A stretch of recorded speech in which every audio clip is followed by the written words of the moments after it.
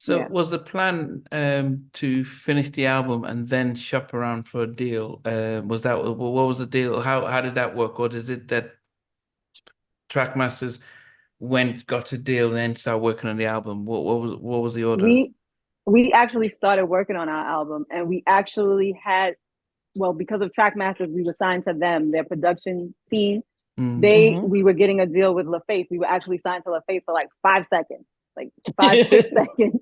And but we had already started working on the album. So we were signed to LaFace, and then that fell through. And then we were told that y'all are gonna be singing for Mariah Carey and Tommy Mottola. And that came about because Coke and Tone were mixing one of the songs that we recorded already called The Story. Yeah. And she was in the studio, heard it, and was like, "Who's that?" And wanted to meet us. That's how the whole thing with Tommy came together. We sang for them a cappella. We sang an escape song, and Oh, which one? tonight, Tonight. tonight, Yeah. yeah, Yeah. yeah. Just quick then, what happened with the LaFace then? What do you think happened? I don't think L.A. Reid believed in us too much. I don't think he, and they had TLC that was there, so I don't think Yeah. they really believed in us And the vision. Yeah. as a Oh, vision, you from guys what we were were told. you guys are different. Did you audition for LA Reid? Yeah, we actually did. We sang We for did. him. We Yeah. did. We did sing for him. We did Yeah. Okay. sing for him. We Mhm. went to dinner and everything. Like it was a Yeah, we whole went to big dinner. It was a process. whole big Yeah. thing. Yeah. I That's like I was said, we were pregnant with my signed daughter for at the like, time. yeah, we Yep. were signed for like 5 minutes. A And then, couple like I of said, everything seconds. just fell through. Yeah. Yeah. Oh, how did And then you that? also then you have to understand like during that time, like Elisa before, we had the TLCs, the SWVs, the totals, the this or that. So I think people were more so trying to figure out where do we fit in because they didn't Yeah. know if Trackmasters didn't know if they wanted us to be hip hop. And then when we met Mariah, she was like, she was more going towards like the crossover. They should be doing everything, pop, this, that, and the third. It was very confusing to everyone else. We knew we wanted to Right. sing whatever it was, but Right. I think everything happened specifically how it was supposed to happen for whatever reason. Yeah. Yeah. Yeah, Yeah, God, but God mapped it out.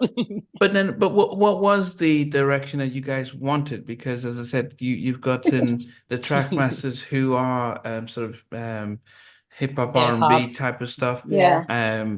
but and LaFace were very much R&B on that side. I know they had the TLC, but and then Mariah's a very different stuff. So, but yourselves, what was it that you guys wanted to be?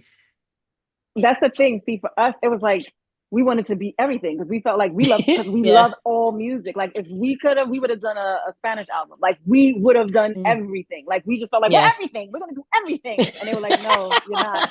You're not gonna do everything. We have to figure out where you guys fit in. And I think that was Yeah. always kind of like our downfall because we really never really fit in. Like Mm. we just didn't. So yeah, we just thought we could do everything. We just wanted, if it's a great song, we want to sing it. We didn't care if it was an opera song. We didn't care if it was a gospel song. We was like, if it's a great song, we want to sing it because we can. We felt like we Right. can sing anything, so we're gonna do everything. And we had to Hmm. learn even that. Yeah, that's great, but to a certain degree, business wise, you do have to find your niche. Like you have to find that place where you kind of fit in and have, a thing. So Right. and again, we're in like Akisa said, we were kind of in the middle of Trackmasters wanting us to be hip hop.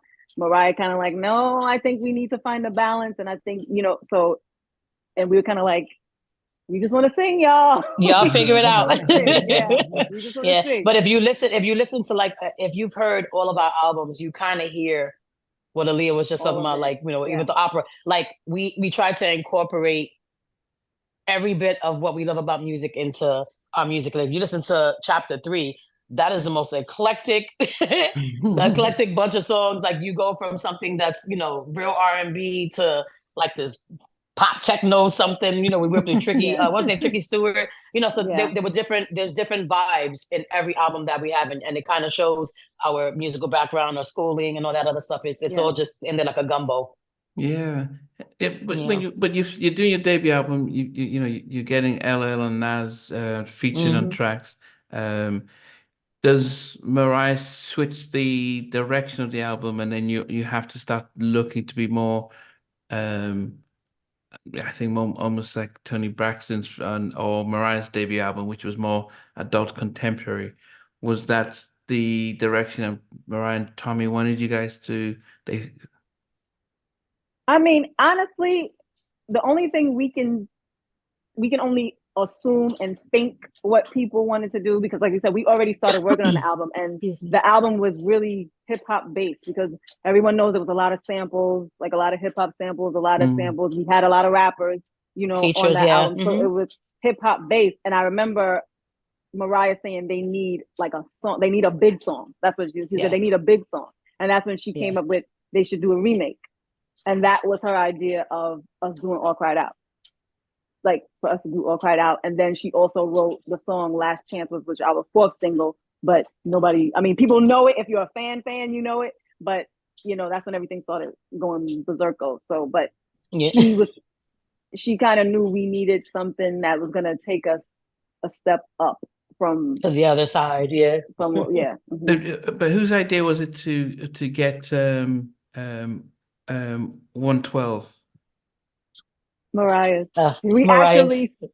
We actually sat through. I remember we were sitting on the floor in the studio in her house, and we couldn't. She was like, "Oh, we should have a male counterpart," and we were like, "Yeah, that would be nice." Oh, and we're like, "Boyz II Men," and she's like, "That would be good," but I just did Once We Day with them, so let's try to find somebody else, and we just were going Drew Hill, so and this, and then she was like, "How about 112?" And we were like, "Yeah, that would be great." They were just coming out, and we felt like they were like our male counterparts. It was four of us, so we felt like that'll work, and it really did. It did, vocally it was a very compatible idea. And it worked out. Yes. And Slim has that very unique voice that he has, does. and they're very really baby face, young baby face, right. and they're really good with their harmonies. So all of a sudden you've got the album out. Are you Mariah's debut acts on her new label, or was anyone else on the label with you guys? Trey Lorenz, or who else was on the label? We were the first group signed and released on Crave Records. And released. In case there was a glitch, we were the first act signed and released on Crave. I'm gonna say it again, but no, yes, we were. And that was a lot of heavy. That was a weight, because you got Mariah, and people are already, and then we're big fans. We're very inspired by her career as well. So to be the first to come out was a huge deal, and it was very scary for us because we're New Yorkers, so we were very much raised on love and survival, so we know both ends. But just coming out for the first time and our biggest concert being what was it? Lord. This is a hip hop. This is a hip hop. Thank you for Hot 97 with people like Little Kim and Aaliyah, God rest her soul, heavy hitters. You know what I mean? It was a time. But time was had. But it was pressure. It was pressure. It was, absolutely. A lot of pressure. Was there no? And did you guys not plan to get Mariah to feature on a single on the album? Well, anything she wrote or had anything to do with, she's singing on it. That's why it makes us laugh to this day when people act like we were trying to hide the fact that Mariah is singing with us on All Cried Out. She's singing with us on Head Over Heels. Head Over Heels. Hence the word with us on these songs. She's singing with us on these songs. So she's singing Last Chance because she wrote it. She's singing with us on there. So she's a part of it. She was in the video. She made sure people knew we were her group. I'm here. Right. Right. She's there. Okay. Yeah. Okay. Yeah. Did you guys have any, I know, and we talked about George Pearson and Terry Robertson and stuff all on the album, but did you guys have any opportunity on that debut album to write anything down? We wrote a small smidge. We wrote an intro, like an introduction. Okay. That's it. And was it because you guys weren't ready, or they just said, "Look, we'll get us this out because it's too big of a project to take a chance"? What was the reasoning?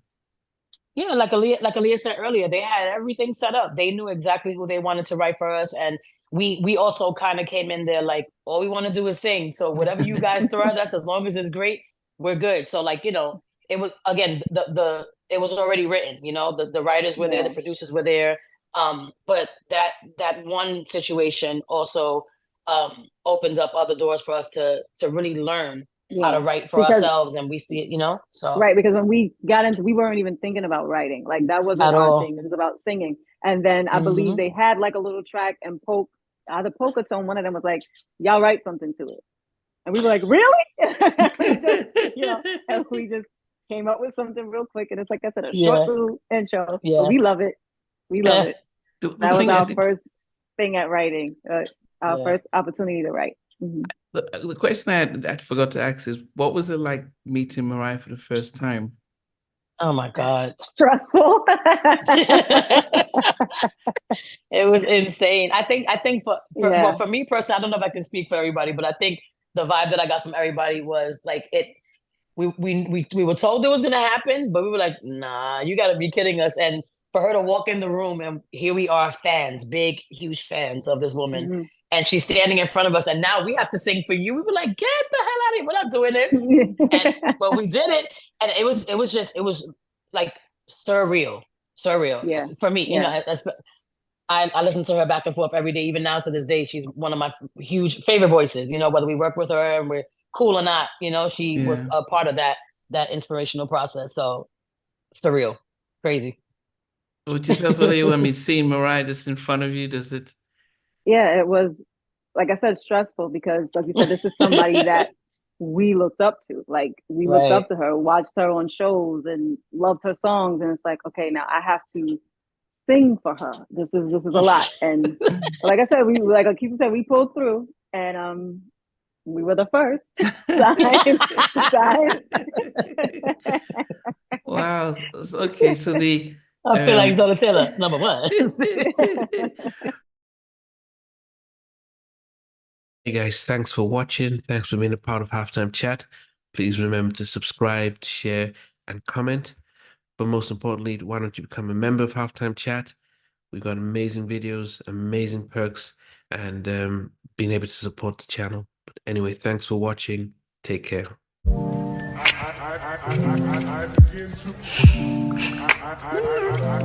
begin to